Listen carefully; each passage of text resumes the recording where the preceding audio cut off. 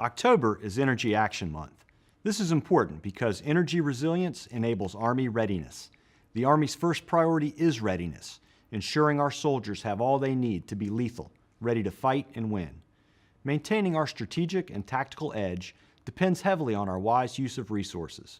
We depend on the energy we have to deploy soldiers, power command centers, and to protect systems, information, and processes required to sustain military operations. The Army is working to ensure all energy systems we depend on are resilient and capable of sustaining critical missions in the event of a major power disruption. We need your help too. Incorporating energy security and resilience considerations into everyday decision-making better positions the Army to prepare for and meet any challenge, anytime, anywhere.